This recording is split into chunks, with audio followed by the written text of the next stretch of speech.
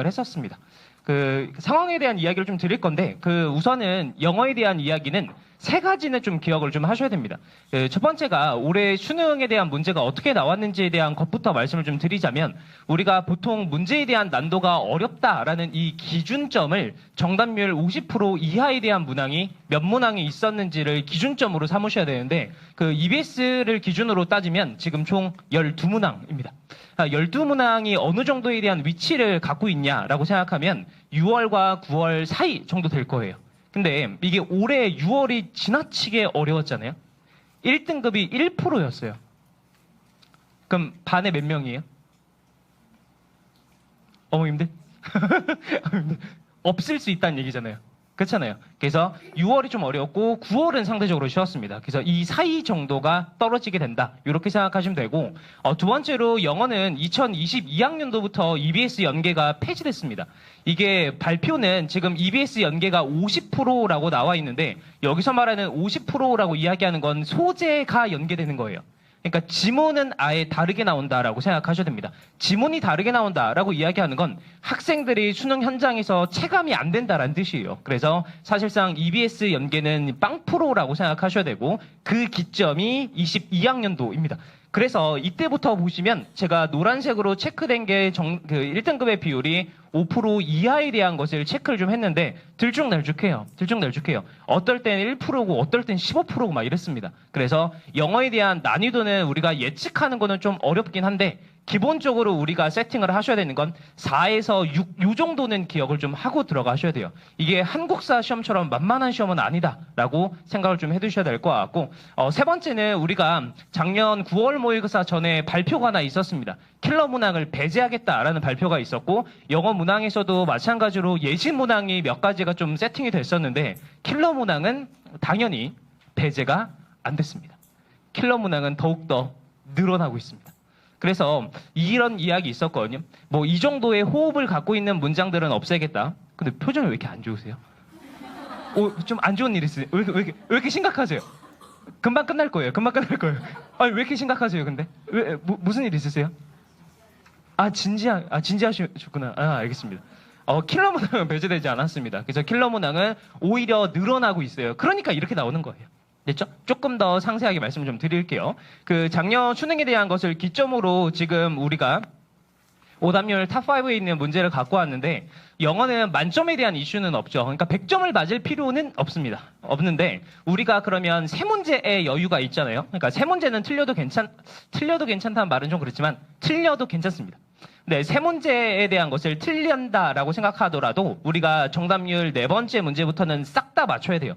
그러니까 42문항을 다 맞춰야지 1등급에 들어간다라고 생각하시면 되니까, 우리는 오히려 초점에 대한 것을 오답률 네 번째 문제에 초점을 좀 삼으시면, 우리가 1등급을 맞추려면 오답률이 62%이잖아요. 그러니까 정답률 38% 이상의 문제는 다 맞춰야 됩니다.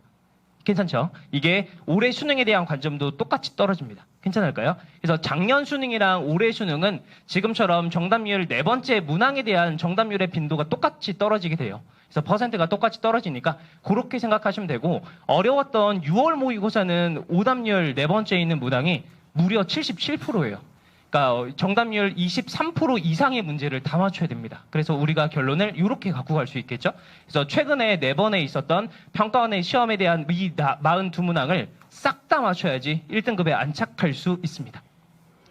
어려운 거예요? 쉬운 거예요? 어려워요. 쉽지 않아요. 쉽지 않아요. 근데 이게 문제가 좀 뭐냐면, 우리가 이렇게 생각할 수 있죠. 영어가 문제가 어렵다라고 생각하면 우리는 많은 시간을 투입하면 좋겠는데, 막상 3학년이 되면은 영어는 한정된 시간을 쓸 수밖에 없습니다. 개인적인 생각은 하루에 1시간 정도밖에 못 쓸 거예요. 왜냐면 국어도 하셔야 되고 수학도 하셔야 되고 탐구도 하셔야 되고 정신 없습니다. 그렇기 때문에 우리가 영어에 쓸 수 있는 시간이 많이 없어서 우리는 앞으로 어떻게 준비할 건지를 말씀을 좀 드릴게요. 우선 질문 하나만 전 드리겠습니다. 어떠세요? 자신 있으시네요. 자신 있으시네요. 이 질문에 대한 가장 근본적인 이유는 이것 때문이에요. 이것 때문이에요. 제가 강사를 시작한 첫 해가 2013년이었는데요. 그때는 저도 이제 처음에는 내신 강사로 당연히 시작했거든요. 그렇게 됐을 때 우리가 기본적으로 4주에서 5주로 끝났어요. 내신이. 근데 지금은 어떤 시스템이냐면 보통 6주에서 8주를 대다수의 학원들이 좀 잡는 걸로 알고 있습니다. 그러다 보니까 우리가 수능을 공부할 수 있는 시간적인 여유가 없어요.